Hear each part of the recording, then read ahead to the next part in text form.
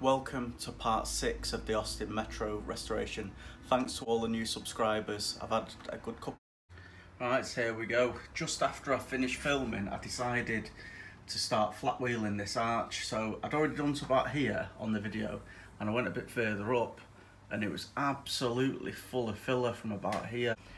The strange thing is, it was full of filler and it was really quite thick, and all that's really wrong with it is a small din that you can just about see. So what I'll have to do is weld a tab onto it, and I'll try and pull it out and straighten the arch as best I can. But I'll start getting all this cleaned up, ready for prep.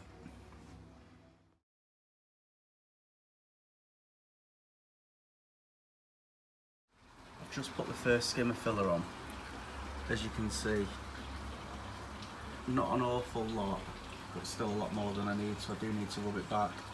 But as you can tell from earlier on in the video, I've not taken it right up past the line, and I've been able to keep this area straight because, as you will have seen, I managed to pull the dint out and knock this. Started to rub down the filler now. Still need to put a bit more in just to fill small gaps in. Started rubbing the door down just to get rid of the little bit of waviness that had in it. I've got my high build primer now, that's arrived, but I've not got my etch primer, so I can't use it.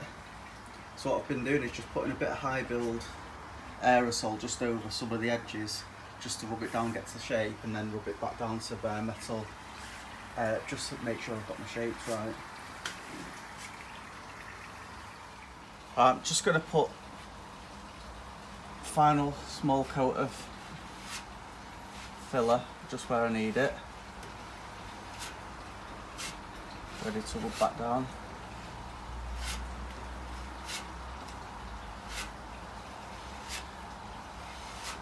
I'm going to try and get as little filler as I can on it.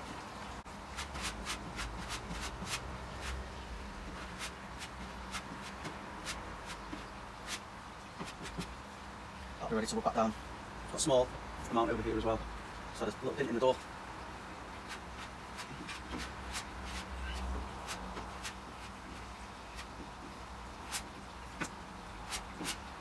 While I'm waiting for the filler to go off, whether it's good or bad, a wire knot wheels come, so I can get on with cleaning up all underneath here and under the back valance.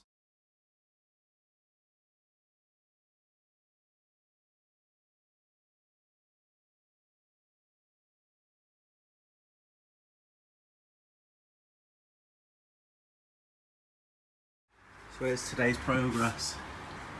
Started rubbing down the ripples in this door. I'm hoping that 2 or 3 coats of high build primer is going to make that just right, because I don't really want to put any filler down there. Rub down the front of this door, just waiting for this to go off so that I can then rub that down. I've taken the imperfections out the rear quarter panel, and that's ready for the high build, but I need my etch primer before I can do it. For rubbing down, I've been using different sizes of these, and I've been using 80 and 120 grit just to get the shape, because I'm going to be putting a good thick layer of high build primer on, and that's where I'm going to flat it down with. On the back, I've taken any rust spots or the crazing that it had in the paintwork. As you can see there, working its way up, that just needs the rust killer putting on it. I've now done most of the lines inside. I need to go with a drill and a wire attachment on that just to get rid of the last bits, and that's ready for, again, rust treatment, and then it'll be seam sealed and stone chipped. I've made a start underneath, I don't know if you can see that, but I need to drop the exhaust, and it's going to have to be a drill attachment in the back of there. And then underneath here, I've managed to do, just like get into focus. You see it's absolutely solid, completely solid. I've really been pushing at it and nothing's gone through. Where I thought it might here, I've been really lucky. and there's no way that's going through. On the other side, I've just put a quick skimmer filler over it, ready to rub down, as you can see, and down the doorway. That's for another day. Thanks everyone for watching. Please do like and subscribe and follow this restoration journey with me. Thanks everyone.